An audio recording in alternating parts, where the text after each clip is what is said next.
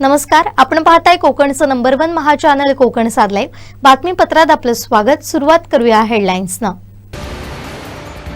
भावानंच केला भावाचा घात, विकास सावंत अनंतात विलीन आणि शक्तीपीठासाठी राणेंना भेटणार, राजू शेट्टींची खोचक प्रतिक्रिया. आता पाहूया सविस्तर बातम्या. नागपूरहून गोव्यात शक्तीपीठ महामार्ग नेत गोव्यात कोणतं शक्तीपीठ दाखवणार आहेत असा सवाल राजू शेट्टी यांनी केलाय. नागपूरहून गोवा विमान तिकीट 3,900 रुपये अन गाडीनं पेट्रोल लागणार 10,000चं असा टोलाही हाणलाय. प्रश्न मला अनेक दिवसापासून पडलेला आहे की हे गोव्याला नेमकं कशासाठी चालले आहेत, गोव्यात कुठलं शक्तीपीठ आहे, कारण नागपूरहून गोव्याला चाललेले आहेत काय नेमकं. आणि तुम्हाला मी सांगतो, अजून मी सध्या नागपूरहून गोव्याला जाण्यासाठी विमानाचं तिकीट आहे 3,900 रुपये आणि नागपूरहून जर का गोव्याला गाडी घेऊन जायचं असेल तर 10,000चं डिझेलचं लागतं. यात काय शांतपण आहे मला माहित नाही. म्हणजे भाविकांना जायचं असेल गोव्याला तर ते विमानाने जाऊ शकतात.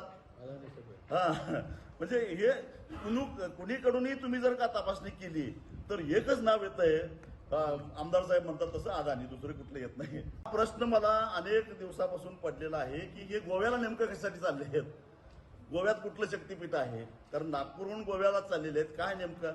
आणि तुम्हाला मी सांगतो, अजून मी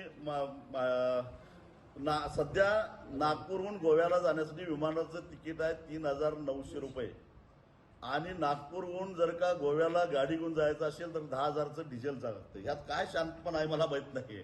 म्हणजे भाविकांना जायचं असेल गोव्याला तर ते विमानाने जाऊ शकतात. म्हणजे हे कुणीकडूनही तुम्ही जर का तपासणी केली तर एकच नाव येतंय, आमदार साहेब म्हणतात तसं अदानी, दुसरे कुठले येत नाही.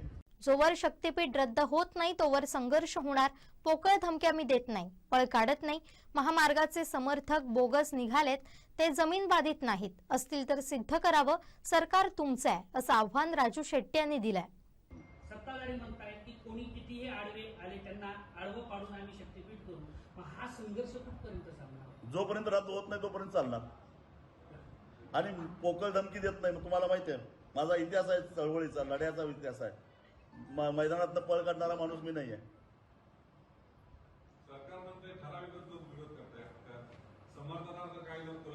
ना मग तुमचे बोगस आहेत ना, सगळे समर्थक सगळे बोगस निघाले, सिद्ध करा ते बाधित आहेत म्हणून. सरकार तुमच्याकडे आहे. तुम्ही सरकारमध्ये अजून एक बैठक झाली MSRDCच्या ऑफिसमध्ये मुंबईला. 35 लोक होते, त्यांनीच डिक्लेअर केलेली यादी ती. त्या 35 मधले 25 लोकांनी 7 बारे दिले. त्या 25 मधले 10 लोकांचे 7 बारे हे त्या बाधित क्षेत्रामध्ये येतच नव्हते. मग हे काय वानगड आहे. आणि कोल्हापूर जिल्ह्यामध्ये प्रामुख्यानं तो कोल्हापूर जिल्ह्यासाठी म्हणून बैठक होती. कोल्हापूर जिल्ह्यामध्ये 3,892 गट नंबर हे बाधित होणार आहेत आणि त्यातले फक्त 10 7 बारे जमा होते. त्याचा अर्थ काय. शक्तीपीठ महामार्गाबाबत कोल्हापूरचे प्रश्न वेगळे आहेत. तेथील शेतकऱ्यांना जमिनीचे भाव वाढवून हवेत. तर सिंधुदुर्ग जिल्ह्यात ज्या भागात शेतकऱ्यांच्या शेतीचे मोठ्या प्रमाणात नुकसान होत आहे तो भाग वगळून आता नव्या जागेतून हा महामार्ग नेण्यासाठी प्रयत्न सुरू आहेत. हा महामार्ग रेडीबंदर, कोस्टल रोड आणि मुंबई गोवा महामार्गालाही जोडण्यात द्यावा यासाठी आम्ही प्रयत्नशील आहोत. त्या दृष्टीनं नवीन सर्वे करण्यासाठी मुख्यमंत्री देवेंद्र फडणवीस यांच्याकडे मागणी केली आहे असं मत माजी मंत्री आमदार दीपक केसरकर यांनी व्यक्त केलं आहे. जो आहे हा महामार्ग, कोल्हापूरचे प्रश्न वेगळे आहेत. तिथल्या शेतकऱ्यांना किंमत वाढवून पाहिजे आणि कोल्हापूर हा सुपीक प्रदेश आहे आणि तिथं येणारं ऊसाच्या पिकाची किंमत खूप जास्त आहे. त्याच्यामुळे त्याचा विशेष, कारण मी स्वतः कोल्हापूरचा पालकमंत्री राहिलेलो आहे आणि त्याच्यामुळे मला असं वाटतं की कोल्हापूरचा दर वाढवून देणं आणि त्या संदर्भात त्या शेतकऱ्यांना विश्वासात घेणं हे काम निश्चितपणे होईल आणि ते मुख्यमंत्री उपमुख्यमंत्री करतील याची मला खात्री आहे. सिंधुदुर्ग जिल्ह्यापुरतं बोलायचं झालं तर आमच्याकडे ज्या भागातून शेतकऱ्यांचं नुकसान होत होतं तो सगळा भाग आता वगळण्याचं ठरलेला आहे. दुसऱ्या ठिकाणून हा मार्ग आमच्या जिल्ह्यातून नेण्याचं ठरलेलं आहे, परंतु हा महामार्ग आमच्या बंदराला जोडला जावा, आमच्याकडून येणाऱ्या कोस्टल रोडला जोडला जावा आणि इथून जाणाऱ्या मुंबई गोवा हायवे आहे त्याला सुद्धा जोडला जावा अशी आपण हे केलेली आहे आणि त्याप्रमाणे त्याचा सर्वे होईल याची मला खात्री आहे. हे सर्वे करण्याचे आदेश हे मुख्यमंत्र्यांनी दिले आणि उपमुख्यमंत्री दोघांनी दिलेले आहेत. महावितरणकडून बसवण्यात आलेल्या स्मार्ट मीटरमुळे सर्वसामान्य वीज ग्राहकांचं जगणं मुश्किल झालंय. या मीटरच्या वाढीव बिलामुळे ग्राहक मेटाकुटीला आले. हे मीटर तात्काळ काढण्यात यावेत, अन्यथा ठाकरे शिवसेनेच्या वतीनं ते जाळून टाकू असा इशारा देण्यात आलाय.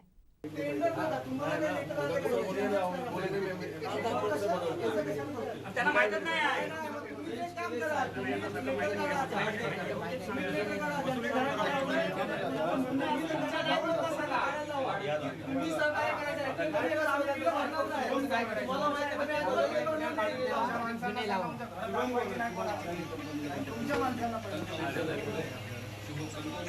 तुमच्या माणसाला आम्ही करत आहोत.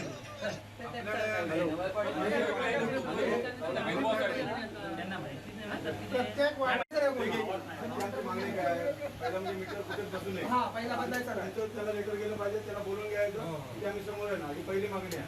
कुठेही मीटर बसवायचं नाही कोणाच्या आणि कंझ्युमरच्या आणि बिलाचं वाटपच नाही. बिलं लोक कशी इथे यायला पैसे भरणार कोण एक पगार भरतील ऑफिस मागं द्यावा. मग त्याच्यावर काय करणार ते विचारून घ्या. पगार भरपूर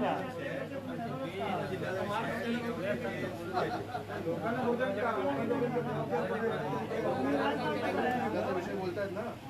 पण मीटरचा मीटर तुम्हाला जुनं बदललं तर त्याचं रिडिंग घेतलं जाणार नाही. घेतलं मोबाईल आहे.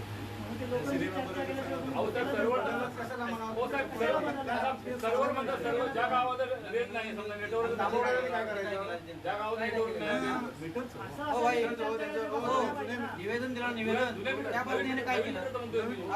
नवीन मीटरचं तुम्ही आता इथं उठूच नका. तुम्ही इथून काय केलं सांगा अगोदर. साहेब बसवताना चर्चा नाही, पण बसवल्यानंतर चर्चा कसली करतात तुम्ही मला सांगा ना. बसवताना चर्चा नाही होत आणि बसवल्यानंतर चर्चा कसली? त्यांना विचारलं पाहिजे तुमच्याशिवाय परवानगीशिवाय ते गेले का बसवायला मीटर तिकडे? त्याच्या अगोदर इलेक्शनच्या अगोदर सांगून झाला होता की मुख्यमंत्र्यांनी सुद्धा की बदलणार नाही म्हणून. आणि इलेक्शन झालं बहुमत आल्यावर तुम्हाला लेखी काय जाणार आहे ते काय मुदत घेतलाय का त्यांनी? स्मार्ट मीटर साहेब तुम्हाला लेखी याच्याशिवाय तुम्ही लेखी द्या नाही आम्हाला. आणि जे काही मीटर तुम्ही बदललाय ते बदलून द्यायला पाहिजे. बिल वाटपाचा विषय तू आम्हाला लेखी द्या. साहेब त्याला कधी करणार? आम्हाला टाइम नाही तर तुम्ही सांगा की नाही भरलं तरी चालतं म्हणून सांगा. स्मार्ट मीटर ना, स्मार्ट मीटर म्हणून आणला. या क्वालिटी आहे आता दिलेलं आहे. लाईट जास्त जाता तुम्ही. काय सर नवीन स्मार्ट मीटर आहे तो. तुम्हालाच कळत नाहीये. आमच्याकडे आमचा मशाल आमची चिन्ह मशाल आहे साहेब. मशाल घेऊन प्रत्येक मीटर जावं लागेल आम्हाला. मशाल घेऊन मीटर जावं लागेल आणि त्या मीटरला मशाल द्यावं लागेल आम्हाला. आमचा मशाल आमची चिन्ह मशाल आहे साहेब. मशाल घेऊन प्रत्येक मीटर जावं लागेल आम्हाला. मशाल घेऊन मीटर जावं लागेल आणि त्या मीटरला मशाल द्यावं लागेल आम्हाला. महाराष्ट्राचे माजी आरोग्यमंत्री कैलासवासी भाईसाहेब सावंत यांचे सुपुत्र विकास सावंत यांचं अल्पशा आजारानं निधन झालं. शिखर बँकेचे उपाध्यक्ष, जिल्हा बँकेचे संचालक तसेच जिल्हा परिषदेचे सभापती म्हणून त्यांनी फार मोठं कार्य केलं. विशेषतः भाईसाहेबांचा शिक्षणाचा वारसा त्यांनी समर्थपणे सांभाळला. आपल्या सर्व शैक्षणिक संस्थांना त्यांनी एका वेगळ्या उंचीवर नेऊन ठेवलं. शाळा हाच त्यांचा ध्यास होता. त्यांच्या निधनानं एका समर्पित जीवनाचा अंत झाल्याची भावना माजी शालेय शिक्षण मंत्री आमदार दीपक केसरकर यांनी व्यक्त केली आहे. माजी आरोग्यमंत्री भाईसाहेब सावंत यांचे सुपुत्र विकासभाई यांचं दुःखद निधन झालेलं आहे. भाईसाहेबांचे आणि आमच्या वडिलांचे अतिशय जवळचे संबंध होते. एका कुटुंबाप्रमाणे आमचे संबंध होते आणि त्याच्यामुळे विकासभाईंशी सुद्धा अत्यंत जवळचे संबंध राहिलेले आहेत. ज्या काळामध्ये मंत्रिपदावर लोक असतात त्यावेळेला त्यांच्या वागण्यात फरक पडतो, परंतु असा कुठलाही फरक एकतर भाईसाहेबांच्या वागण्यामध्ये पडला नाही किंवा विकासभाईंच्या वागण्यामध्ये पडला नाही. भाईसाहेबांचं अकाली निधन झाल्यानंतर राजकारणामध्ये जिल्हा परिषदेचे सभापती म्हणून त्यांनी चांगली कामगिरी केली. त्याच्यानंतरच्या काळामध्ये विशेषतः जिल्हा बँकेमध्ये अनेक वर्ष संचालक म्हणून त्यांनी काम केलेलं होतं. भाईसाहेब सावंत पतपेढीची स्थापना त्यांनी केली, परंतु दुर्दैवाने काही अडचणीमुळे ही पतसंस्था पुढच्या काळामध्ये अडचणीत आली. परंतु भाईसाहेबांचा जो वारसा शिक्षणाचा होता तो मात्र त्यांनी RPD शाळेच्या रूपाने अतिशय समर्थपणे चालवला आणि एका विशिष्ट उंचीवर आज जी काय आपल्याला RPD शाळा दिसते याचं खऱ्या अर्थाने श्रेय हे विकासभाईंना आहे. भाईसाहेब सावंत आयुर्वेद महाविद्यालयाच्या स्थापनेमध्ये मोठा आणि तर भाईसाहेबांनी स्वतःच पुढाकार घेऊन स्थापन केलेलं कॉलेज होतं आणि त्याला आमच्या वडिलांची सुद्धा खूप मोठी मदत झालेली होती. ते सुद्धा कॉलेज चांगलं चालवण्यामागे विकासभाईंचं सहकार्य नेहमी राहिलेलं होतं आणि हल्लीच्या काळामध्ये त्यांची तब्येत वारंवार बिघडत होती, परंतु त्याला तोंड देत त्यांनी आपलं जे शैक्षणिक कार्य आहे ते अविरतपणे चालू ठेवलेलं होतं. कैलासवासी भाईसाहेब सावंत आणि विकास सावंत यांच्याशी आपले अत्यंत निकटचे आणि कौटुंबिक संबंध होते. विकास सावंत यांचा मुलगा विक्रांत सावंत यांनी आपल्या वडिलांचा वारसा समर्थपणे चालवावा यासाठी आपण त्यांच्या पाठीशी ठामपणे उभे राहू अशा भावना दीपक केसरकर यांनी व्यक्त केल्या. आणि आता मी त्यांच्या कुटुंबियांना भेटलो त्यावेळेला सुद्धा काल सुद्धा ते आपल्या शाळेबद्दल चर्चा करत होते. आमच्या माजी नगराध्यक्ष संजीव परब यांना सुद्धा त्यांचा फोन आला होता. त्यावेळेला सुद्धा जवळजवळ 10 मिनिटं ते त्यांच्याशी शाळेच्या संदर्भात बोलले. एक शाळा हा त्यांचं ध्यास होता आणि त्यांचं जीवनच त्यांनी त्याला समर्पित केलेलं होतं आणि अशा एका समर्पित जीवनाचा आज दुःखद अंत होतोय. त्यांना मी भावपूर्ण श्रद्धांजली माझ्या मतदारसंघातील सर्व नागरिकांच्या वतीने अर्पण करतो आणि त्यांच्या दुःखामध्ये कुटुंबियांच्या दुःखामध्ये मी सहभागी आहे. विक्रांत खरं तर परदेशामध्ये होते आणि ते थोडं उशिरा पोचत आहे, तरी मी आज जरी भेट होऊ शकली नाही तरी मी पुन्हा एकदा सावंतवाडीला येईन आणि विक्रांतजींची भेट घेईन.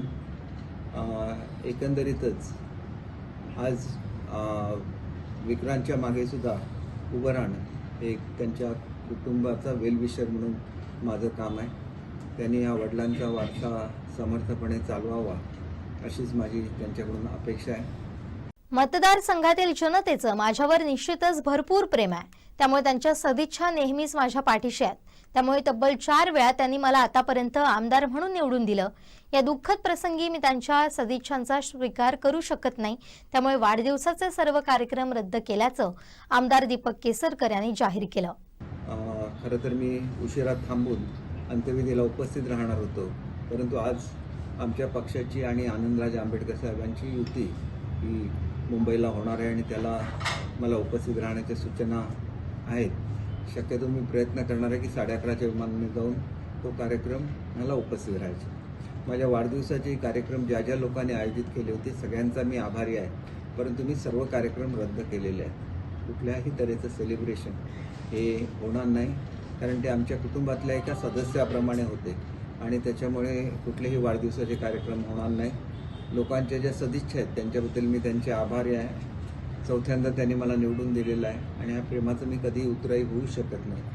सावंतवाडी, दोडामार्ग, वेंगुर्ले या तिन्ही तालुक्यामध्ये एका शासकीय कार्यालयात बसून जनतेची भेट घेऊन त्यांच्या प्रश्नांचं निराकरण करणार आहे. माझं जीवन हे जनतेसाठी समर्पित आहे.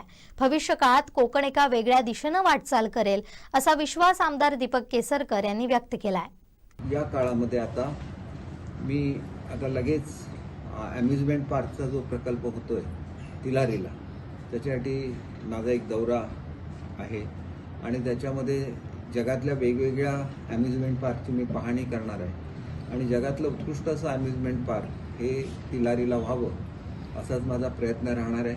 याच्याबद्दलच्या प्राथमिक बोलणी करण्यासाठी मी दिल्लीला सुद्धा हल्ली भेट दिलेली होती आणि माझा प्रयत्न आहे की चांगल्यात चांगल्या कंपन्यांनी पुढे यावं आणि एकच हा प्रकल्प असा आहे की ज्यांनी संपूर्ण दोडामार्ग तालुक्याचा कायापालट होऊन जाईल.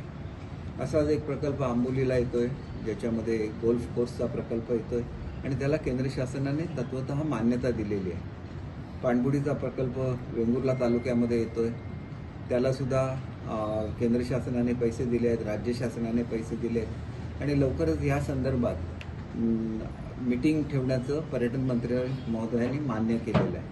त्याच्यामुळे पुढच्या काळामध्ये मी 1-2 गोष्टींचा उल्लेख केला तरी पण अनेक गोष्टी, अनेक कामं ही रत्नसिंधूच्या माध्यमातून चालू आहेत आणि ज्याचा परिणाम हा संपूर्णपणे इथल्या अर्थव्यवस्थेवर होईल, मोठ्या प्रमाणात रोजगार निर्माण होईल, महिलांच्या हाताला काम मिळेल आणि त्याच्याचबरोबर पर्यटनाला सुद्धा चालना देणारे अनेक प्रकल्प हे त्या ठिकाणी साकार होत आहे. आपण नापणेचं बघितलं की वर्षा पर्यटनाच्या दृष्टीने नापणेचं महत्त्व आहे.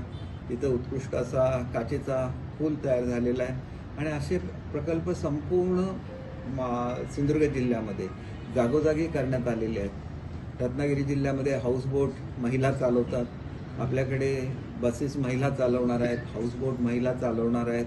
संपूर्ण क्रांती पुढच्या काळामध्ये होणार आहे. पुढचं काळ हा माझं जीवन हे पूर्णपणे जनतेसाठी समर्पित असणार आहे आणि त्याच्यासाठी दिवसरात्र मी काम करतोय आणि उद्यासुद्धा कदाचित माझी आणि एका ठिकाणी व्हिजिट असेल आणि जास्तीत जास्त गुंतवणूक कशी आणता येईल याच्यासाठी मी प्रयत्नशील आहे.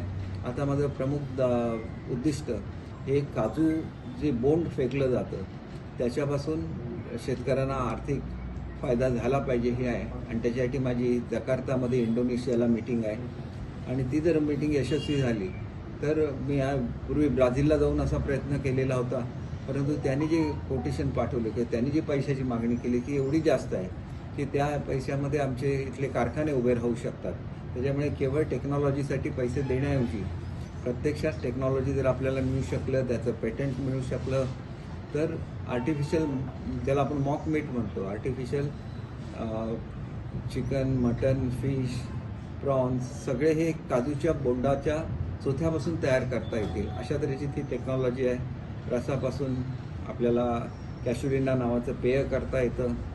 एक काजूने ही पूर्ण अर्थव्यवस्था बदलून जाऊ शकेल याची मला खात्री आहे.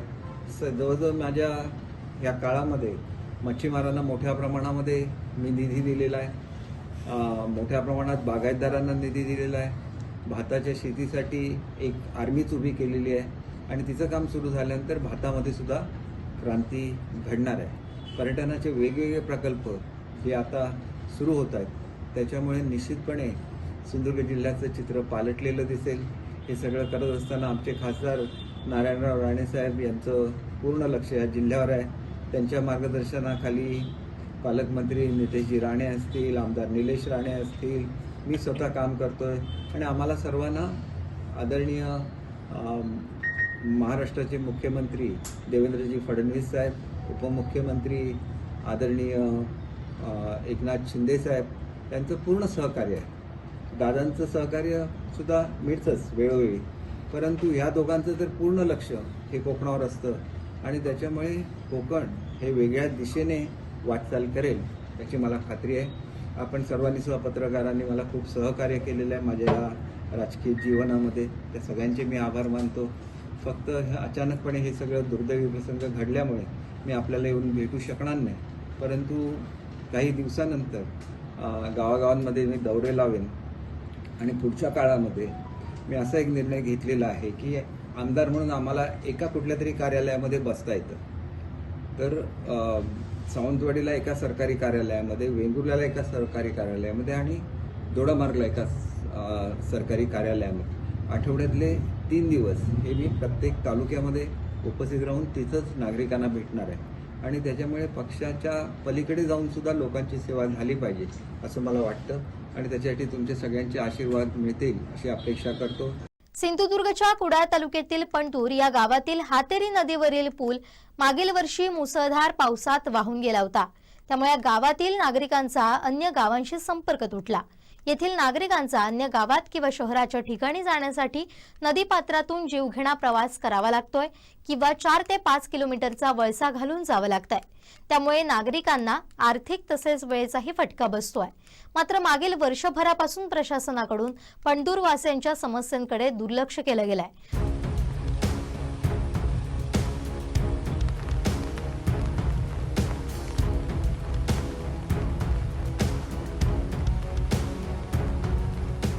पणतूर आणि वेताळ बांबर्डे ही गावं जोडणारा हातेरी नदीवरील पूल 40 वर्षांपूर्वी बांधण्यात आला होता. मात्र मागील वर्षी या भागात ढगफुटी सदृश्य पाऊस झाला, त्यात या पुलाच्या 2 बाजू वाहून गेल्या. त्यामुळे नागरिकांना ये-जा करण्यासाठी नदीतूनच ये-जा करावी लागते, अन्यथा लांबच्या मार्गाचा वापर करावा लागतोय. तसेच या गावातील जवळपास 100 शेतकऱ्यांची शेती नदीच्या पलीकडील गावात असल्यानं त्यांनाही त्रास होतो. तसेच 3-4 दिवसांपूर्वी या नदीच्या पाण्यातून येताना एका नागरिकाचा मृत्यू झाला होता. याबाबत ग्रामपंचायतीनं सुद्धा प्रशासनाकडे मागील वर्षभर नवीन पूल होण्यासाठी मागणी केली. मात्र अद्यापपर्यंत या प्रकरणी प्रशासकीय स्तरावर कोणतीच कार्यवाही झाली नसल्याचा आरोप होतोय.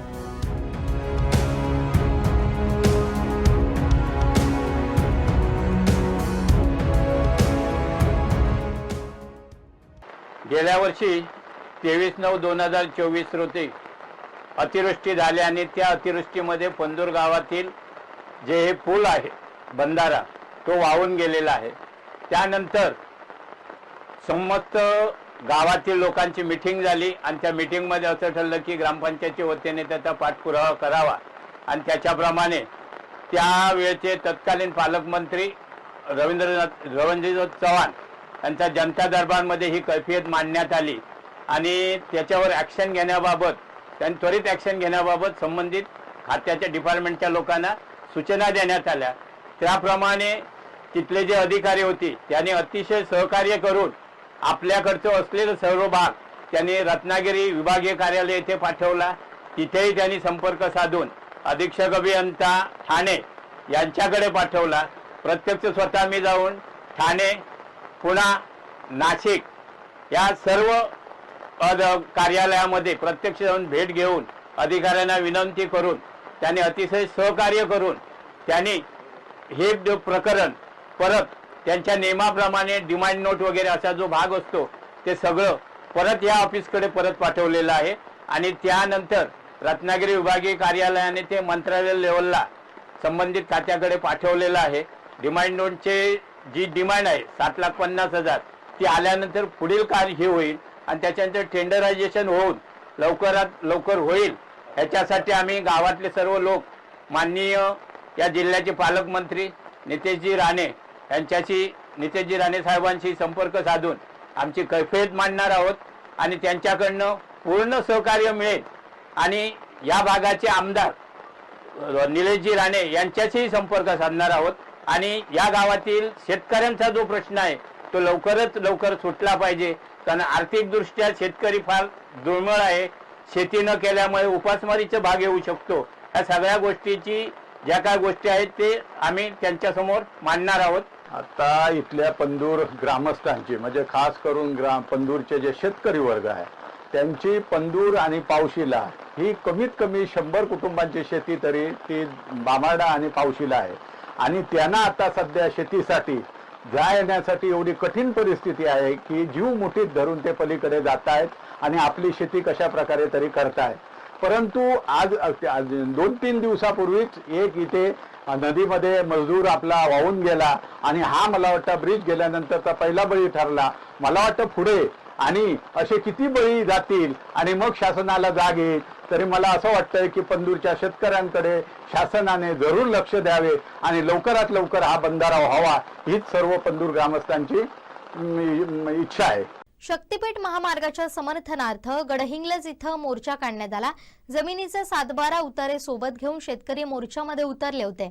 चंदगड तालुक्याच्या विकासासाठी शक्तीपीठ महामार्ग मुख्यमंत्र्यांनी या तालुक्याला जोडावा अशी मागणी आमदार शिवाजी पाटील यांनी केली.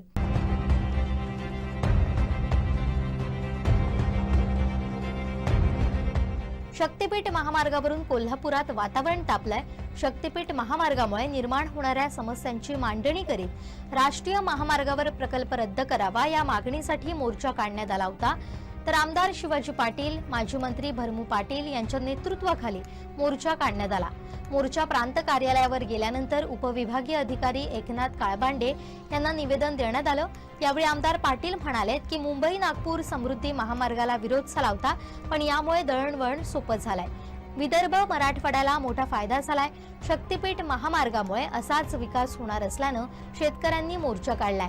चंदगड, गडहिंग्लज, आजरा या दक्षिणेकडील भागात पर्यटन वाढ आणि तरुणांना रोजगाराची संधी उपलब्ध होणार आहे, असंही मत मांडण्यात आलं.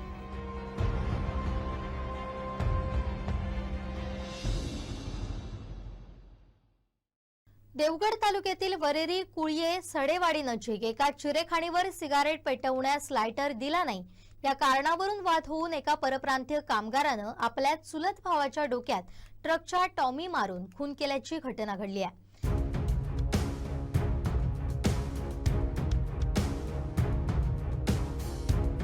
ही घटना देवगड तालुक्यातील वरेरी कुळये सडेवाडी नजीक एका चिरेखाणीवर बुधवारी सकाळी 6 वाजण्याच्या सुमारास घडली. मिळालेल्या माहितीनुसार देवगड तालुक्यातील वरेरी कुळये सडेवाडी नजीक एका चिरेखाणीवर सिगारेट पेटवण्यास लायटर दिला नाही या कारणावरून वाद होऊन एका परप्रांतीय कामगारानं आपल्या चुलत भावाच्या डोक्यात ट्रकच्या टॉमी मारून खून केल्याची घटना घडली. बुधवारी सकाळी 6 वाजण्याच्या सुमारास हा प्रकार उघडकीस आला.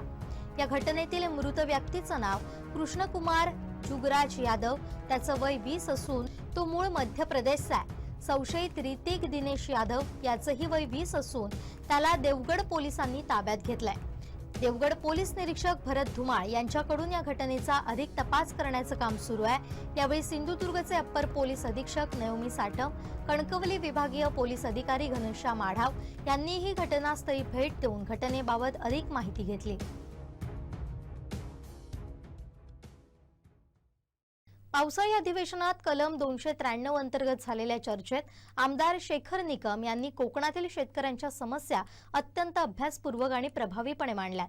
शेतीला चालना देणाऱ्या पाणी आणि सौर ऊर्जेच्या योजनांपासून ते डोंगराळ भागातील पाण्याच्या साठवणूक योजनेपर्यंत विविध मुद्द्यांवर त्यांनी ठोस उपाययोजनांची गरज अधोरेखित केली. शेखर निकम. अध्यक्ष महोदय, 293 वर या शासनाच्या सिंचन असेल, शेती असेल, औद्योगिक धोरणाबाबत असेल, महिलांच्या बाबत धोरणाबाबत असेल, या धोरणाला मनापासून पाठिंबा देत असताना राज्याचे मुख्यमंत्री, दोन्ही उपमुख्यमंत्री यांचं देखील अभिनंदन करतोय आणि प्रस्तावाला पाठिंबा देत.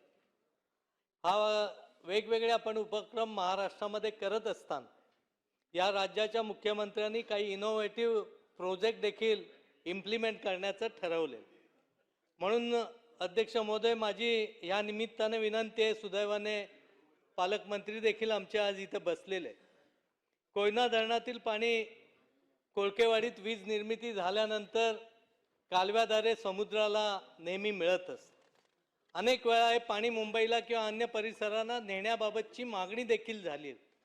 परंतु म्हणून मी इथं आज आपल्याकडे आग्रहाची मागणी करतो की काइनवेव्ह रिन्युएबल्स ही एक कंपनी आहे आणि या कंपनीने हायड्रॉलिक नवीन FPA पंप विकसित केले. या पंपाच्या काही ट्रायल खराडी येथील जलसंपदा विभागात सादर करण्यात आले. म्हणून माझी आग्रहाची मागणी आहे की या पंपाच्या माध्यमातून जर फुकट जाणारं समुद्राला मिळणारं पाणी चिपळूण आणि खेड ह्या 2 तालुक्याला जर आपल्याला या पंपाच्या माध्यमातून जर नेता आलं तर या जलसिंचनाच्या अनेक योजना पाण्याच्या माध्यमातून आपल्याला पूर्ण केल्या जातात. या तंत्रज्ञानाचा वापर व आवश्यकता सिद्ध झाल्यानंतर जलसंपदा विभागाने हे तंत्रज्ञान कोयना धरणाच्या पाण्यावर वापरण्याची शिफारस केली. म्हणून एक प्रायोगिक तत्वावर चिपळूण येथे जर कोयना टेलरेस कालव्यात हा जर उपयोग केला आणि या पंपाच्या माध्यमातून परिसरातील गावांना हे पाणी पुरवण्याचं धोरण आपण जर एक इम्प्लिमेंट केलं तर प्रायोगिक तत्वावर खूप मोठं काम या माध्यमातून होऊ शकतं. वेळ कमी आहे म्हणून डिटेलमध्ये हा पंपाचं महत्त्व काय, त्याचे एम्स काय, ऑब्जेक्ट्स काय या विषयावर मी न बोलता ह्या गोष्टीचा उपयोग आमच्या इथे व्हावा ही आपल्याद्वारे विनंती करतो. अध्यक्ष महोदय, दुसरा एक क्रांतिकारक निर्णय या शासनाने घेतलेला आहे, तो म्हणजे जे ओपन कालवे आहेत त्याच्याऐवजी पाईपलाईनच्या कॅनॉलच्या माध्यमातून शेतीला पाणी पुरवणं. कोकणामध्ये खऱ्या अर्थाने उपयोगात ही योजना खूप मोठ्या पद्धतीने येणार आहे. कारण कोकणामध्ये जंगल असतं, लगेच झाडी होते, पाण्याची फार गरज नसल्यामुळे कॅनॉल साफ करण्यासाठी कोण जात नाही आणि मग कॅनॉल पूर्णपणे नादुरुस्त होतात. जर ह्या पाईपलाईनच्या कॅनॉलचा उपयोग जी ज्या नदी आहे, म्हणजे आता गळद नदीवर पाईपलाईनची योजना अंमलात आणल्यानंतर जवळजवळ 30-40 गावांना माझ्या मतदारसंघात अतिशय उत्तम पद्धतीने सिंचनाची व्यवस्था झाली. पण तो दुसरं गडगडी नदी म्हणून आहे, तिच्या खाली देखील 20 ते 22 गावं आहेत. त्यामध्ये बोरसूत वगैरे हा परिसरातली गावं आहेत. तिथं देखील ही पाईपलाईनची कॅनॉल जर अंमलात आणली तर तिथल्या परिसराला देखील त्याचा खूप मोठा फायदा होतो. कोकणातली आमच्या लोकांची सातत्याने मागणी आहे की मोठ्या धरणांपेक्षा आम्हाला छोटी छोटी धरणं, विशेषतः लघु पाटबंधाराची धरणं जर आपण मंजूर केलीत तर त्याचा उपयोग खूप चांगल्या पद्धतीने होतो. एक तीव्र धरण फुटल्यानंतर तातडीने या शासनाने ते तीव्र धरण बांधण्याची भूमिका घेतली आणि मला सांगायला अतिशय आनंद आहे, विशेषतः मुख्यमंत्री आदरणीय अजितदादा आणि शिंदे साहेबांना मनापासून धन्यवाद देत की आज धरणाचं काम शेवटच्या टप्प्यावर त्या माध्यमातून आलेलं. म्हणून कोकणासाठी या लघु पाटबंधाराच्या माध्यमातून एक चांगल्या योजना लवकरात लवकर मंजूर करण्याची भूमिका आपल्या माध्यमातून घे. या धरणाला जागा जाते आणि या जागेचे पैसे देण्याचं काम अनेक वेळा विलंबानं होत असतं. परंतु रत्नागिरी जिल्ह्यामध्ये पुरुष असेल, चव्हाणवाडीच्या ठिकाणचं असेल किंवा अन्य धरणामध्ये आमच्या इथले प्रांताधिकारी प्रकाश लिगाडेंनी एका बटन दाबून सर्व लोकांचे नुकसान भरपाई पैसे देण्याचं धोरण देखील या माध्यमातून केलेलं आहे. त्यामुळे ह्याद्वारे आपल्याकडे मागणी करतो की कोकणासाठी खास जलसंधारणाचं पॅकेज द्यावं, लहान बंधारे व्हावेत, चेकडॅम व्हावेत, तलावाच्या सुधारणांना प्राधान्य देण्याचं काम या माध्यमातून. जलयुक्त शिवाराबाबत मगाशी सांगितलं की ही एक आपली महत्वाकांक्षी योजना आहे आणि ह्या योजनेच्या अंतर्गत आपलं काम देखील खूप चांगल्या पद्धतीने चालू आहे. मी माझ्या प्रक्षेत्रावर देखील सिरीज ऑफ बंधारेचा कन्सेप्ट स्वतः केलेला आहे आणि जवळजवळ 350 एकरामध्ये पूर्णपणे पाण्याचा त्याचा उपयोग सर्व परिसराला होईल अशा पद्धतीने केलेला आहे. फक्त या माध्यमातून काही सूचना करतो की पाणलोट क्षेत्रात अप्पर मिडल लोअर लेवल नुसार उपाययोजना आखाव्यात, जेणेकरून अप्पर लेवलमध्ये वृक्ष लागवड व संगोपनावर भर द्यावा. कोकणासाठी स्वतंत्र डिझाईन व कॉस्ट नॉर्म ठरवावेत. कोकणात नैसर्गिक ओढे व नाले बहुतांश खाजगी मालकीचे आहेत. ते शासकीय दराने जर त्याच्या मोबदला देऊन ते जर आपण ताब्यात घेतले आणि त्यातला गाळ काढून केला तर त्याचाही उपयोग खूप चांगल्या पद्धतीने. वृक्ष संवर्धनाच्या बाबतीत सांगायचं झालं तर आमच्याकडे देवस्थानच्या अनेक जागा आज आहे. या जागांवर जर वृक्ष लागवडीचं धोरण आपण अवलंबलं आणि वनराईची लागवड केलीत तर एक खूप मोठी चालना मिळू शकते. याचं एक प्रायोगिक तत्वावर आमच्याकडच्या प्रांतांनी खूप चांगल्या पद्धतीने देवराईचं आज तिथं लागवड केलेली आहे. 5 एकर क्षेत्रामध्ये तिथे असलेल्या कंपनीच्या माध्यमातून CSRच्या माध्यमातून तिथे अतिशय आदर्शवत लागवड केलेली. डोंगर माथ्यावर पाणी साठवण योजनेचा देखील तेवढ्याच पद्धतीने उपयोग करता येईल. आज या शासनाचं पुन्हा एकदा अभिनंदन करताना एकच गोष्ट सांगित की AI तंत्रज्ञानासाठी 500 कोटी रुपये या पुरवणी मागण्यामध्ये आपण त्याला देण्याचं धोरण केलेलं आहे. AIच्या माध्यमातून कृषी क्षेत्रामध्ये खूप चांगल्या पद्धतीने आपण त्याचा उपयोग करू शकतो. आंबा, फणस, काजू सारख्या पिकासाठी स्वतंत्र AI धोरण तयार करणं या निमित्ताने खूप गरजेचं. इथं आमचे पालकमंत्री बसलेत, मी त्यांचं अभिनंदन करेन.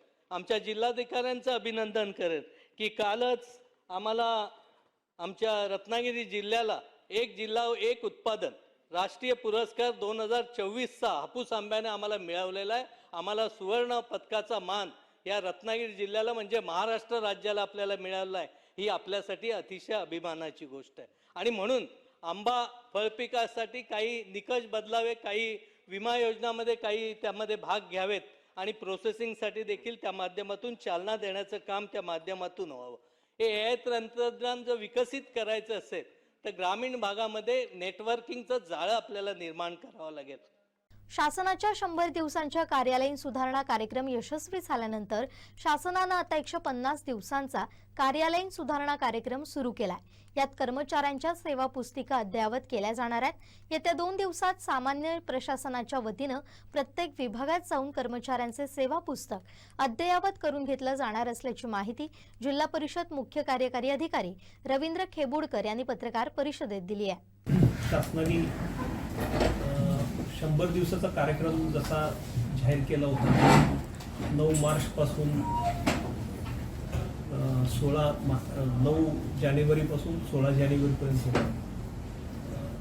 16 एप्रिल तो त्या पिरियडमध्ये आपण बऱ्यापैकी आपल्या ऑफिसचं सुशोभीकरणाबरोबर आणखीन काही गोष्टी करायला सांगितल्या होत्या. तर त्याला थोडंसं वाढवून शासनानं असं म्हटलं आहे की आता 150 दिवसाचा कार्यक्रम आपण करू आणि तो 150 दिवसाच्या कार्यक्रमामध्ये विशेषतः अधिकारी आणि कर्मचारी कर्मचाऱ्यांचं जे सर्व्हिस रेकॉर्ड आहे ते सर्व्हिस रेकॉर्ड अपडेट करायचं, म्हणजे अद्ययावत करायचं ह्या अर्थानं आहे की बरेच जण आता रिटायर होतात किंवा अनेक लोकांचे रेकॉर्ड्स व्यवस्थित राहिलेले नसतात. बऱ्याच वेळा आस्थापना जवळपास फार मोठी असते, म्हणजे जसं आता ह्याचा विचार केला आपण मंत्रालयाचा किंवा पोलीसचा असेल, कलेक्टर ऑफिस, जिल्हा परिषद, यांची आस्थापना फार मोठी असतात. तर त्यावेळेस बऱ्याच वेळा आस्थापना म्हणजे कर्मचारी संख्या जास्त, आस्थापना मोठी म्हणून कर्मचारी संख्या जास्त. तर प्रत्येकाचं सर्व्हिस बुक अपडेट होतं असं नाही, प्रत्येकाची रजा ओढली जाते असं नाही, प्रत्येकाला त्याचं वर्षभरातलं जी रजा आहे ती त्याला समजते असं नाही. त्याला पुन्हा GAD यायला लागतं किंवा त्याच्या ब्रांचकडे जायला लागतं आणि तो बऱ्याच वेळा ते लवकर अपडेट होत नाही.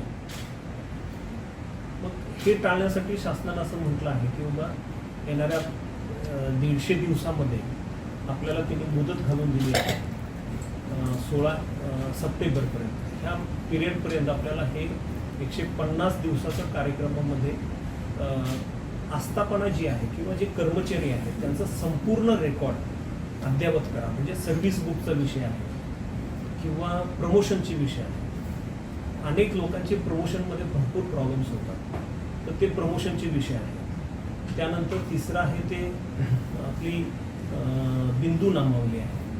अनेक वेळा बिंदू नामावली अपडेट केली जात नाही, तर ती बिंदू नामावली पण अपडेट करा म्हणून सांगितलं आहे. असे भरपूर विषय शासनानं सांगितले आहेत. त्यामुळं आपण ही एक 7 विषय आहेत त्याच्यातले, त्यामध्ये आपण सुरुवात केली आहे आणि त्याच्याबरोबर आज आम्ही सर्व जिल्हा परिषदेच्या कर्मचाऱ्यांना आणि स्टेटच्या राज्य शासनाच्या कर्मचाऱ्यांना एक स्क्रुटिनी शीट करून दिली आहे. स्क्रुटिनी शीट म्हणजे त्यांचं सर्व्हिस बुक त्यांच्याकडे दिलं आहे आणि ते सर्व्हिस बुक त्यांनाच तपासायला सांगितलं आहे. आणि त्या स्क्रुटिनी शीटमध्ये त्यांना वाटत असेल की बाबा ही माझी एंट्री राहिलेली आहे. म्हणजे जसं उदाहरणार्थ बऱ्याच वेळा काय होतं की वारसची जी हे असतं ते आपण रिटायर झाल्यानंतर किंवा आपल्यानंतर पेन्शन ज्याला मिळालं पाहिजे ती जी आपली नोंद असते ती बऱ्याच वेळा अपडेट नसते किंवा लग्नाच्या अगोदरची नोंद असते आणि लग्न झाल्यानंतर मग ती नोंद बदलणं गरजेचं असतं, तर ती बदलली जात नाही, तसंच राहून जातं. आज बदलू उद्या बदलू असं करून ते कर्मचारी बऱ्याच वेळा डिले करतात. असे प्रश्न राहतात. मग ते असे जे प्रश्न आहेत जेव्हा ते रिटायर होतात किंवा त्यांचं समजा काही प्रश्न तयार झाले आणि ते गेले, एक्सपायर झाले, तर मग त्यांची जी कुटुंब असतं तर त्यांना प्रश्न तयार होतो. तर त्याच्यामुळं हे सर्व्हिस बुक अपडेट केल्यामुळं काय होणार आहे की त्यांचं जे पेन्शन आहे, मुळात पेन्शन पेपर हे 6 महिने अगोदर पाठवायचे असतात, रिटायरमेंटच्या अगोदर 6 महिने. तर हे सर्व्हिस बुक व्यवस्थित झाल्यामुळे त्यांचं पेन्शन पेपर्स व्यवस्थित वेळेवर जातील.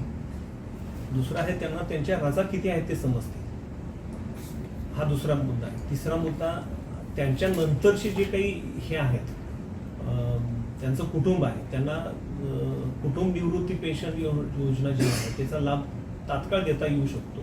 त्यांच्या जे काही इतर स्थावर आणि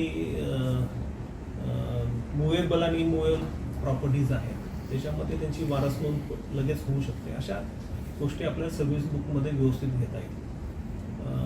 दुसरं जे प्रमोशन आहे ते बऱ्यापैकी 100 दिवसांमध्ये संपवलं होतं, पण तरीसुद्धा अजूनही बऱ्याच लोकांच्या सिनियरिटी लिस्ट डिक्लेअर करायच्या राहिल्या होत्या, त्या आम्ही बऱ्यापैकी संपवत आणल्यात. काही दिवसांमध्ये येणाऱ्या 30 तारखेपर्यंत आम्ही म्हणतोय की सर्व्हिस बुक ह्या 31 जुलैपर्यंत आम्ही सर्व्हिस बुक संपूर्ण संपवायचं.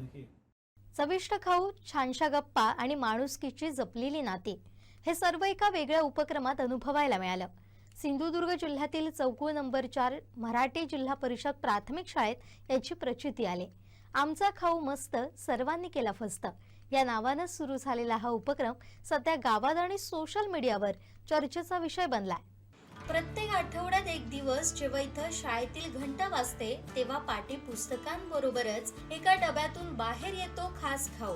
पण हा खाऊ फक्त पोटासाठी नाही तर मनासाठी सुद्धा आहे. या उपक्रमात विद्यार्थी वेगवेगळे पदार्थ घरी तयार करून आणतात, ते इथं सगळ्यांना वाटले जातात, एकत्र खाल्ले जातात आणि विशेष म्हणजे प्रत्येक जण स्वतः सांगतो मी काय आणलंय. त्याची चव कशी आहे, त्याचे आरोग्याला काय फायदे आहेत. आज मी उपीट आणलं आहे. उपीट खाण्यासाठी रव्यापासून बनवलं उपीट खाण्यासाठी पौष्टिक असतं. आज आम्ही केळी आणलेत आम्ही शिऱ्यासाठी पौष्टिक असतात. आज मी खाऊसाठी शिरा आणलाय. शिरा हा रव्यापासून बनतो. सकाळी नाश्त्यासाठी लोक शिरा खातात. शिरा हा चवीसाठी गोड असतो. मी आज खाऊसाठी शिरा आणलेला आहे. शिरा हा रव्यापासून तयार होतो. सर्व लोक शिरा खातात व शिरा गोड असतो. मी आज खाऊसाठी चिचली आणली आहे.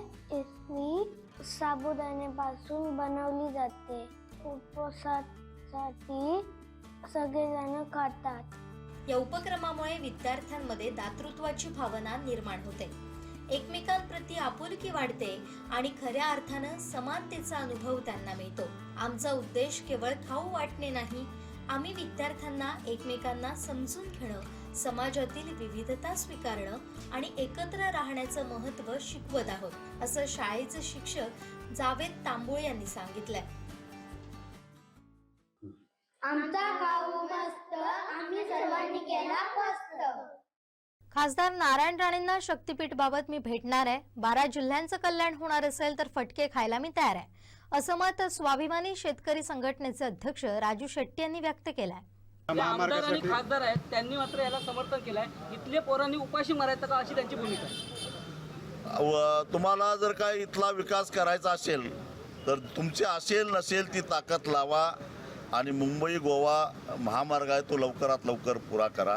इथलं हे कोकणाचं जे नैसर्गिक सौंदर्य आहे त्याला गालबोट लावू नका स्वतःच्या स्वार्थासाठी, एवढाच माझा त्यांना सल्ला आहे. खासदार नारायण राणे यांनी म्हटलं या महामार्गाला जर विरोध करतील तर त्यांना फटके पडतील. बघू आता मी एकदा भेटतो त्यांना. जर 12 जिल्ह्याचं कल्याण होणार असेल तर त्यांचे फटके खायला मी तयार आहे. भेटून त्यांना विनंती करतो. कोकणच्या निसर्गाला गालबोट लावणारा शक्तीपीठ नकोय, जंगलाचा ऱ्हास करणारा, शेतकरी बेचिराग करणारा हा महामार्ग असल्याचा आरोप स्वाभिमानी शेतकरी संघटनेचे अध्यक्ष राजू शेट्टी यांनी केलाय. हा जो महामार्ग आहे तो अनावश्यक आहे, गरजेचा नाही आहे आणि महाराष्ट्रातल्या जनतेवर विनाकारण आर्थिक बोजा टाकणार आहे. कोकणाच्या बाबतीत विचार केला तर पर्यावरणाचा ऱ्हास करणारा आहे, जंगलाचा ऱ्हास करणारा आहे आणि इथल्या भूमिपुत्रांच्यावर अन्याय करणारा असा हा महामार्ग आहे. कोकण आधीच कोल्हापूरला वेगवेगळ्या 7 मार्गांनी जोडलेला आहे. नवीन मार्ग करण्याची आवश्यकता नाही आहे आणि त्यामुळं कुणालाही नको असलेला हा महामार्ग करण्याची गरज नाही, म्हणून याला आमचा विरोध आहे. खरं तर हे जे मोर्चे निघत आहेत ते मुख्यमंत्र्यांना खुश करण्यासाठी आणि मुख्यमंत्र्यांच्या मर्जीत जाण्यासाठी हे मोर्चे आहेत. जे मोर्चे निघाले त्या मोर्चेकऱ्यांनी सांगावं की संभाव्य बाधित यादीमध्ये त्यांचं नाव आहे का, त्यांचा गट नंबर जातो का, समर्थन कशासाठी करता. आणि केवळ बाधितांचाच नव्हे तर कोल्हापूर आणि सांगली जिल्ह्याला महापुराच्या खाईत लोटणारा हा महामार्ग आहे, म्हणून आम्ही त्याचा विरोध करतो. पावसाळी अधिवेशनात विरोधकांनी शिवसेनेविरोधात सभागृहाच्या पायऱ्यांवर आंदोलन केलं. यावेळी विरोधकांनी बनियान टॉवेलवर हे आंदोलन केलं.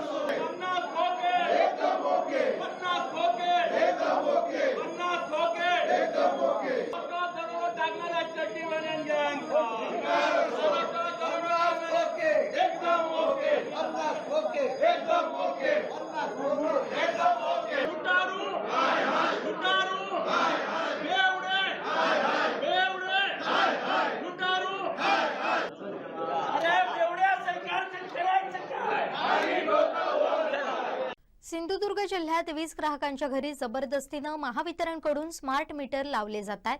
हे तात्काळ थांबलं पाहिजे. तसेच जे लावलेले मीटर काढण्यात यावेत. जर जबरदस्तीनं मीटर लावल्यास गाठ शिवसेनेशी आहे, असा इशारा युवासेनेचे जिल्हा प्रमुख सुशांत नाईक यांनी महावितरणच्या अधिकाऱ्यांना दिलाय.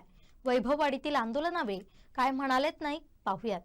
नाही मीटर आता आपण त्यांना पत्र दिलंय. त्यांच्याकडे आपण एक एक मुद्दे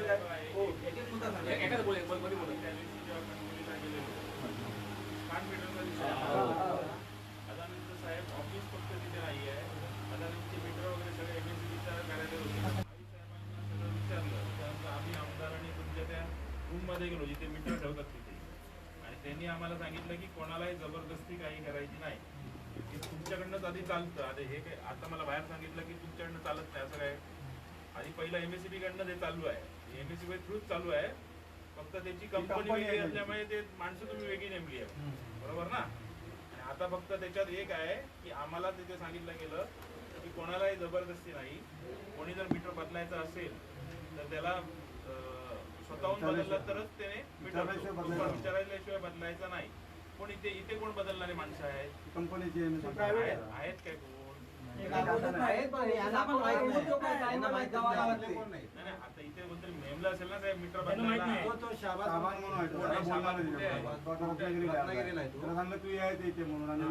तुम्ही सांगून ठेवा कोणाचे मीटर कसे बदलायचे सांगितलं पहिलं त्यांच्यावरती. कोकणात काय प्रॉब्लेम आहे माहिती साहेब, अगदी अधिक घरं बंद आहे. त्याचा फायदा उठवून हे तुमचे जे आहेत ते डायरेक्ट मीटर बदलले जातात. त्याचं तुम्ही काय करणार? आता त्याला आपण पत्र दिले. तुम्ही एक काम करा, त्याच्यापेक्षा तुम्ही एनओसी घ्या लोकांची आणि मगच मीटर बदला. एक काम करा, लोकांची एनओसी असल्याशिवाय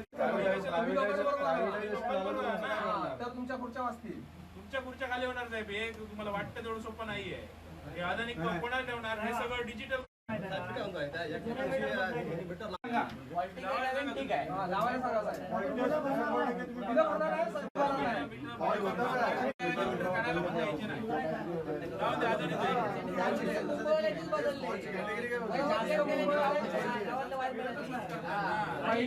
तसं ना, पहिली मुंबईला पकडले, नंतर गावातले पकडलं, नंतर गावातले ज्यांना कळत नाही त्यांना आपल्याला पकडलं. तर वैभववाडीत साहेब असं आहे की जवळजवळ स्मार्ट मीटरचा विषय आहे ना. म्हणजे आपण आमदार वगैरे सगळे तुमच्याकडे आले, त्याच्यानंतर स्मार्ट मीटर जबरदस्ती बदलू नयेत काय आम्ही तुम्हाला दिलेलं आहे. इथे काय झालंय साहेब माहिती आहे, आता वैभववाडीत सगळीकडे कोकणात सगळीकडे काय प्रॉब्लेम आहे की अगदी अधिक मुंबईला असतात कस्टमर जे आहे किंवा आमचे जे रहिवासी चाकरमानी आहेत ते मुंबईला असतात. त्यांना विचारल्याशिवाय मीटर बदलून टाकतात. मीटर बदलून टाकले ते टाकले, पण त्याच्यात काय झालंय की नवीन स्मार्ट मीटरची 3-4 महिने बिलं आली नाही होती. जवळजवळ 100 लोक इथे आहेत, महिला यायच्या आहेत. तुम्ही असं करू नका. हे जो कोण आहे ना तो शाबाद काय कोणतरी आहे इथे बदलणारा मीटर कंपनीचा माणूस, त्याला तुम्ही सांगा स्पष्ट की हे जबरदस्ती मीटर बदलू नका. आणि ज्यांचे जबरदस्ती मीटर बदलून दिलेले आहेत त्यांचे जवळजवळ तुमचे जे आहेत ते मीटर द्या त्यांना. पुढच्या वेळी याच्यापेक्षा मोठा आंदोलन करू. काय माहिती साहेब, शांतता करण्याच्या शांतता बस झाली. असं स्मार्ट मीटर करून द्या, तरच तुम्ही बदलून घ्या ना. डायरेक्ट जाऊन कसं बदलताय? तिथे बंद आहेत, घरं बंद आहेत, तिथे बदलून टाकतात मीटर सगळी. असं होणार नाही साहेब. तुम्ही सांगा. हे बघा, तुम्ही तुमच्या साहेबांची बोला. हे बघा समोरच आहे. एक मिनिट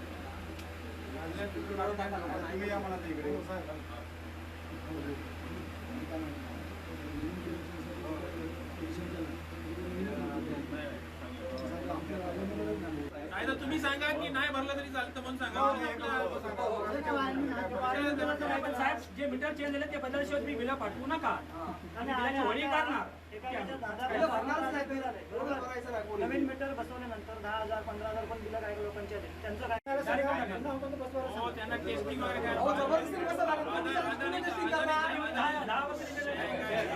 अदानीच्या मीटरची टेस्टिंग काय करणार तुम्ही साहेब? अदानीच्या मीटरची टेस्टिंग तुम्ही सर्व त्यांना बदलायचं असेल तुमचा मीटर काय एमएससीबीचा जो आहे तो. तुम्ही असं काय करू नका. अदानीच्या मीटरची टेस्टिंग मिस्टिंग काय घेणार नाही. आम्ही बिल भरणार नाही अदानीच्या चालते. तुम्ही साहेब मीटर तर बघा तो काय नक्की कशाला बदलला. आता पुढे पाठी तुमचे स्मार्ट मीटर म्हणजे रिचार्ज वरती येणार ना. रिचार्ज साठी त्याच्यात सिम ठेवलंय का? ऍक्टिव्ह आहे, उलटा पण ठेवलं, उलटा पण ठेवलं, ऍक्टिव्ह आहे का कांदा विरोध आहे तोपर्यंत ते करणार. नंतर पण तोपर्यंत त्याच बघा. तुमची अशी विलय येणार. शक्तीपीठ बाबत दीपक केसरकर सातत्यानं दिशाभूल करतायत. तसेच पालकमंत्री नितेश राणे देखील तेच काम करतायत असा टोला सामाजिक कार्यकर्ते डॉक्टर जयेंद्र पोरुळेकर यांनी हाणलाय. की दीपक केसरकर हे सातत्याने दिशाभूल करतायत आणि तोच दिशाभूल करण्याचा जो गुण आहे ना तो पालकमंत्री नितेश राणे पण करतात. याचं कारण तुम्ही जर जनतेसाठी हायवे बनवताय ना मग पहिलं काय सांगण्यात आलं महसूल अधिकाऱ्यांना 30 किलोमीटरचा बोगदा 8 किलोमीटरचा ब्रिज. ही दिशाभूल कशाला? जर 38 किलोमीटरचा 100 मीटर रुंदीचा आणि 38 किलोमीटर लांबीचा पट्टा तुम्ही जमीन सर्वेक्षण केलं. शेट्टी साहेब ती कुठली कंपनी? मोनार्क कंपनी आहे ना. ते मोनार्क कंपनीचे लोक ड्रोन घेऊन फिरत होते आणि तुम्ही पिवळे ते नीस लावले. मग बोगदा कुठला? महाराष्ट्राचे माजी आरोग्यमंत्री कैलासवासी भाईसाहेब सावंत यांचे सुपुत्र शिक्षण प्रसारक मंडळ सावंतवाडीचे अध्यक्ष विकास सावंत यांचे मंगळवारी अल्पशा आजारानं निधन झालं. ते 62 वर्षांचे होते. राहत्या घरी त्यांनी अखेरचा श्वास घेतला. बुधवारी माझगाव येथील स्मशानभूमीत त्यांच्या पार्थिवावर शोकाकुल वातावरणात अंत्यसंस्कार करण्यात आले.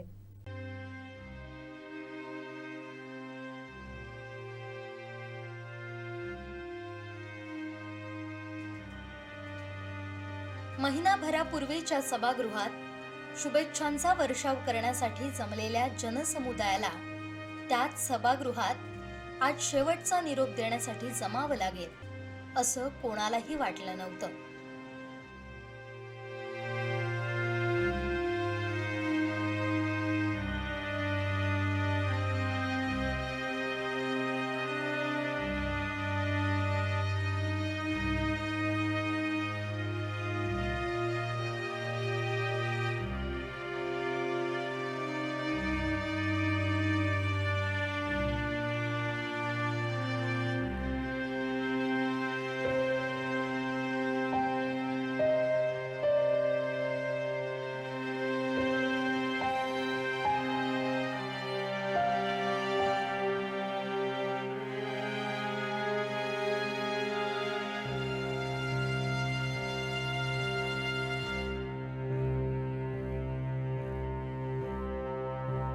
महाराष्ट्राचे माजी आरोग्यमंत्री कैलासवासी भाईसाहेब सावंत यांचे सुपुत्र शिक्षण प्रसारक मंडळ सावंतवाडीचे अध्यक्ष विकास सावंत यांच्या निधनानं शैक्षणिक, सहकार, राजकीय क्षेत्रातील भरून न येणारी पोकळी निर्माण झाली आहे.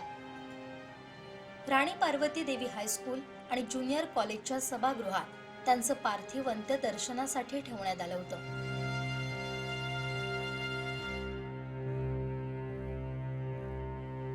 विविध क्षेत्रातील मान्यवरांनी यावेळी उपस्थित राहत पुष्पांजली अर्पण केली.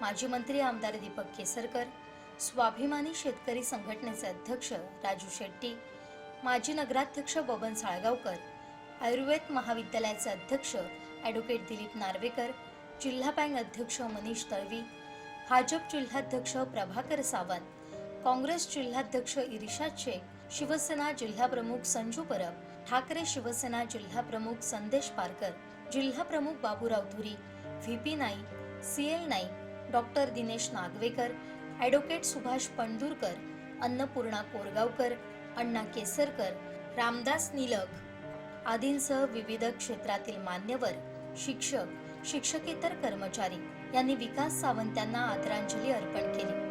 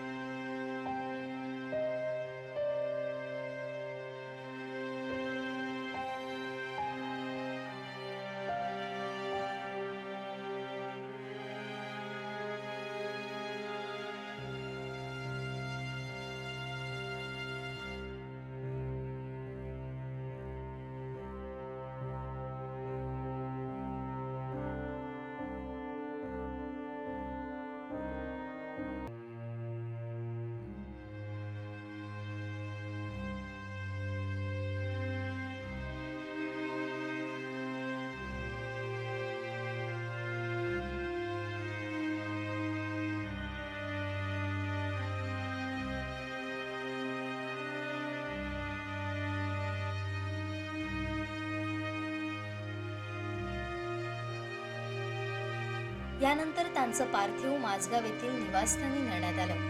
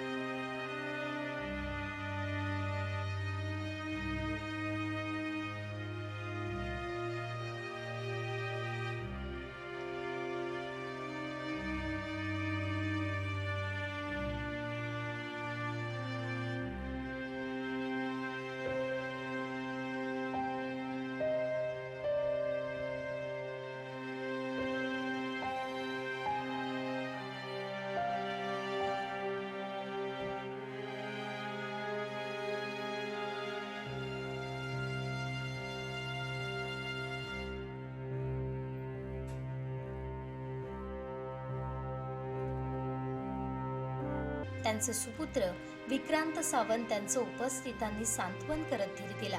माझगाव येथील स्मशानभूमीत त्यांच्यावर शोकाकुल वातावरणात अंत्यसंस्कार करण्यात आले. शेकडोंच्या जनसमुदायानं साश्रू नयनांनी विकास सावंत यांना अखेरचा निरोप दिला. विनायक गावस, कोकण साद लाईव्ह, सावंतवाडी.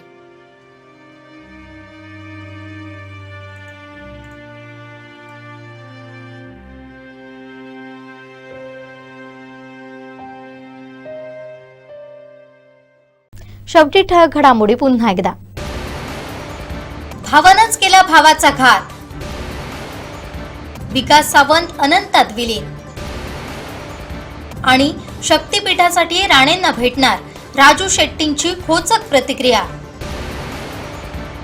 बातमीपत्रात वेळ झाली इथेच थांबण्याची. पाहत राहा कोकणचं नंबर 1 महा चॅनल कोकण साद लाईव्ह. धन्यवाद.